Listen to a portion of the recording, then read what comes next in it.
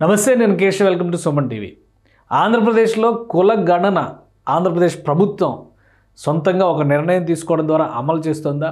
దీనికి సంబంధించి వస్తున్నటువంటి వివరాలపైన ఎక్కడా కూడా అధికారిక సమాచారం రావడం లేదా? అసలు కుల గణన ఎన్నికల ముందర ఎందుకు మొదలు పెట్టాల్సి వచ్చింది? ఈ కుల గణన చేయడం వల్ల వచ్చేటువంటి లాభాలేంటి, నష్టాలేంటి? వీటన్నిటిపైన ఇప్పుడు జనసేన పార్టీ తీవ్ర ఆగ్రహాన్ని వ్యక్తం చేస్తోంది. గజం కేవలం 500 రూపాయలతో 1210 గజాల భూమి కేవలం 6 లక్షలు మాత్రమే. జనసేన పార్టీ అధినేత పవన్ కళ్యాణ్ దీనికి సంబంధించి కొన్ని ప్రశ్నలతో కూడినటువంటి ఒక పత్రాన్ని రిలీజ్ చేశారు. నేరుగా ఏపీ సీఎం దీనిపైన రియాక్ట్ కావాలని ఆయన డిమాండ్ చేస్తున్నారు.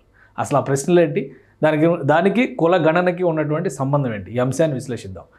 పవన్ కళ్యాణ్ రిలీజ్ చేసినటువంటి స్టేట్మెంట్ ఒకసారి చూసేటువంటి ప్రయత్నం చేద్దాం. ఇది ఆయన ట్విట్టర్లో to honourable chief minister of AP doctor Shri YS Jaganmohan Reddy గారు, ఆంధ్రప్రదేశ్ సీఎం అనేటువంటి దాంతో, respected sir, this letter is regarding the sensitive personal data that is being collected in the name of AP caste based census through your extra constitutional body called volunteer system. అది పవన్ కళ్యాణ్ ఇచ్చినటువంటి certificate as stated by CAG. CAG ఇచ్చినటువంటి నివేదికలో ఇది ఉందనేటువంటి మాట చెప్తున్నారు. అలానే our Janasena party raises the following questions on behalf of AP public. Kindly look into it and respond to them. దీనిపైన స్పందించాలని కోరుతున్నారు. ఏంటంటే పవన్ కళ్యాణ్ రాసినటువంటి ఈ నోట్ సారాంశం మనం ఒకసారి పరిశీలిద్దాం. ఏపీ స్టేట్లో క్యాస్ట్ బేస్డ్ సెన్సెస్ని మొదలు పెడుతున్నారు. దానికి సంబంధించినటువంటి వివరాలని ఆల్రెడీ సిఏజీ నోటిఫై చేసింది. అది కూడా ఎక్స్ట్రా కాన్స్టిట్యూషనల్ బాడీ, రాజ్యాంగేతరమైనటువంటి వ్యవస్థ అయినా మీ వాలంటీర్ సిస్టమ్ ద్వారా ఈ సమాచార సేకరణ అనేది జరుగుతుంది. ఇది చాలా సెన్సిటివ్ డేటా, దీనిపైన చాలా అనుమానాలు ఉన్నాయి. ఆంధ్రప్రదేశ్ ప్రజల తరపున మేము కొన్ని ప్రశ్నలను మీకు పంపిస్తున్నాం, ఖచ్చితంగా మీరు రెస్పాండ్ అవ్వాలనేటువంటి విజ్ఞప్తిని పవన్ కళ్యాణ్ చేశారు. ఇన్స్టెడ్ ఆఫ్ పర్సనల్ అబ్యూజెస్, ఇక్కడ మళ్ళీ ఒక నోట్ కూడా పెట్టారు. వ్యక్తిగతమైనటువంటి దాడులు, వ్యక్తిగతమైనటువంటి తిట్లు, బూతులు ఉపయోగించకుండా I hope you answer to the relevant queries. Thank you. ఈ ప్రశ్నలకు సమాధానం మీరు చెప్తారని చెప్పని మేము ఆశిస్తున్నాం అనేటువంటి మాట పవన్ కళ్యాణ్ చెప్పారు. ఆ ప్రశ్నలు ఏంటి అనేటువంటి అంశాన్ని ఒకసారి విశ్లేషించేటువంటి ప్రయత్నం చేద్దాం. ఇది పవన్ కళ్యాణ్ రాసినటువంటి లెటర్.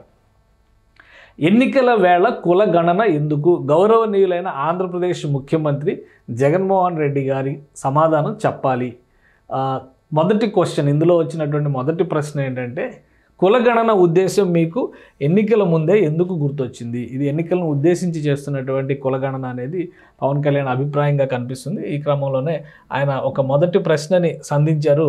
కులగణనకి సంబంధించి ఎన్నికల ముందరే మీకు ఇది ఎందుకు గుర్తొచ్చింది అనేటువంటి అంశాన్ని ఆయన ప్రస్తావించారు. ఇక రెండవది, ఈ ప్రక్రియ కారణాలు వివరిస్తూ మీరు ఎందుకు ఏ విధమైన ప్రభుత్వపరమైనటువంటి నోటిఫికేషన్, గెజిట్ నోటిఫికేషన్ విడుదల చేయలేదు? ఎందుకంటే సాధారణంగా ప్రభుత్వం అనుసరించేటువంటి విధానం, ఏదైనా ఒక విధానపరమైనటువంటి నిర్ణయం తీసుకున్నప్పుడు దాని పూర్వాపరాలను వివరిస్తూ దాని లక్ష్యం ఏంటనేది వివరిస్తూ కూడా ఒక నోటిఫికేషన్ రిలీజ్ చేసేటువంటి పద్ధతి ఉంటుంది. కానీ ఇక్కడ అటువంటిది ఏదీ లేకుండా మీరు ఈ సమాచార సేకరణ మొదలుపెట్టారని ఆయన ప్రశ్నిస్తున్నారు. మూడోది, ఇది రాజ్యాంగం మా అందరికీ ఆర్టికల్ 21 ద్వారా చెప్పినటువంటి వ్యక్తిగత గోప్యత, భద్రత, స్వేచ్ఛ హరించడం కిందకి రాదా? అంటే సాధారణంగా ఏంటంటే ప్రతి వ్యక్తికి కూడా వ్యక్తిగతమైనటువంటి అంశాలు ఉంటే అవి చెప్పాల్సినటువంటి అవసరం లేదు. అవసరమైనటువంటి సందర్భాల్లో ఏదైనా నేరం జరిగినప్పుడు దానికి సంబంధించినటువంటి విచారణలో భాగంగా వచ్చేటువంటి అంశాలు కానీ మనం వాటిని చూడాల్సి ఉంటుంది. కనీసం ఎటువంటి సమాచారం లేకుండా ఎలా సేకరిస్తారనేది దాది రాజ్యాంగం ఆర్టికల్ 21 ప్రకారం, ఆర్టికల్ 21 ఇచ్చినటువంటి స్వేచ్ఛను హరించడం అవుతుంది అనేది పవన్ కళ్యాణ్ గారి అభిప్రాయం. అలానే 4వ పాయింట్ వచ్చేసి, కులగణన మీ ఉద్దేశం అయితే మరి మీకు ఉపకులం, ఇది చాలా ముఖ్యమైనటువంటి అంశం. ఆదాయం, భూమి యాజమాన్యం వివరాలు, కోళ్ళు, మేకలు, ఆవులు, గేదెలు ఇవన్నీ ఎందుకు?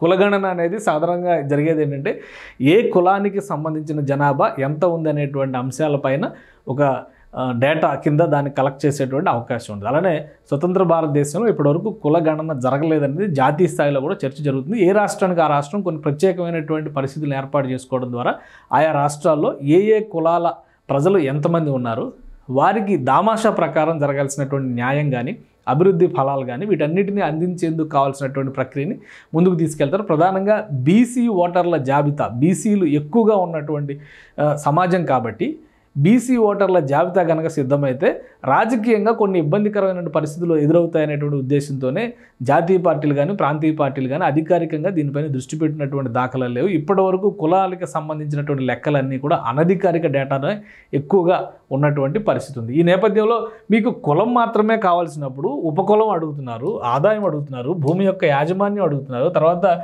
కోళ్ళు మేకలు లాంటి లైవ్ స్టాక్ వాటికి సంబంధించినటువంటి అవి కూడా చరాస్తి కింద పరిగణించేటువంటి పరిస్థితి ఉంటుంది. కాబట్టి వాటి డేటా అడుగుతున్నారు. ఇవన్నీ ఎందుకు అని పవన్ కళ్యాణ్ ప్రశ్నిస్తున్నారు. ఇక 5వ పాయింట్, బీహార్ ప్రభుత్వం చేసిన కులగణన సుప్రీంకోర్టులో ఉన్నటువంటి నేపథ్యంలో గౌరవ సుప్రీంకోర్టు తన తీర్పును ప్రకటించకముందే మీరు మీ స్వీయ ప్రయోజనాలకు ఎందుకు ప్రజాధనాన్ని వృధా చేస్తున్నారు? ఇది వ్యాలిడ్ పాయింట్. ఎందుకంటే బీహార్లో ఆల్రెడీ కులగణన జరిగింది, అయితే అది సుప్రీంకోర్టులో విచారణలో ఉన్నటువంటి పరిస్థితి. కులాల వారీగా చేయొచ్చా లేదా, అలానే చేసేటువంటి క్రమంలో ఎటువంటి జాగ్రత్తలు తీసుకోవాలి, ఈ అంశాలపైన కోర్టులో వాదనలు జరుగుతున్నాయి. సో కోర్టు డైరెక్షన్ లేక ఒకవేళ కోర్టు ఇలాంటివి సేకరించడం తప్పు, రాజ్యాంగం ప్రకారం ప్రతి ఒక్కరికి సమాన అవకాశాలు ఉంటాయి, కులం పేరుతో విభజించి చూడకూడదు అనేటువంటి ఈక్వేషన్ తీసుకొచ్చేటువంటి పరిస్థితిలో ఇదంతా కూడా ప్రజాధనం వృధా అయ్యేటువంటి అవకాశం ఉంటుంది. కాబట్టి ఎందుకు మీరు తొందరపడుతున్నారు అనేటువంటి ప్రశ్నని పవన్ కళ్యాణ్ లేవనెత్తారు. ఇక 6వ ప్రశ్నగా ఆయన రాసింది, జనగణన ఒక సంక్లిష్టమైన ప్రక్రియ, ఇది ఎంతోమంది నిపుణులతో చేయవలసిన ప్రక్రియ, మీ వాలంటీర్లకు ఆ అర్హత సామర్థ్యాలు ఎలా ఉన్నాయి అని నిర్ధారించారు. అంటే జనరల్గా ప్రభుత్వం జాతీయ స్థాయిలో జనాభా లెక్కల సేకరణ చేపట్టేటప్పుడు ప్రభుత్వ యంత్రాంగాన్ని, ముఖ్యంగా ప్రభుత్వంలో ఉన్నటువంటి వివిధ స్థాయిల అధికారుల్ని క్షేత్రస్థాయిలో సమాచార సేకరణ, తర్వాత దాన్ని ప్రాసెస్ చేసేందుకు కావాల్సినటువంటి ప్రక్రియలు ఇవన్నీ కూడా స్టేజ్ బై స్టేజ్ ఉపయోగించేటువంటి పరిస్థితి ఉంది. కేవలం వాలంటీర్లతో మాత్రమే ఈ ప్రక్రియ చేయడానికి వాళ్ళకు ఉన్నటువంటి అర్హతలు ఏంటి అనేటువంటి ప్రశ్నని పవన్ కళ్యాణ్ లేవనెత్తారు. ఇక ఇటువంటి డేటా 7వ పాయింట్గా ఆయన రాసినటువంటి 7వ క్వశ్చన్ ఏంటంటే, ఇటువంటి డేటా సేకరణ ప్రక్రియ గతంలో కేంబ్రిడ్జ్ అనలిటికా చేసినప్పుడు అది ఏ విధంగా సమాజంలో అశాంతిని, అల్లర్లను ప్రేరేపించాయనే విషయం మీకు తెలియదా?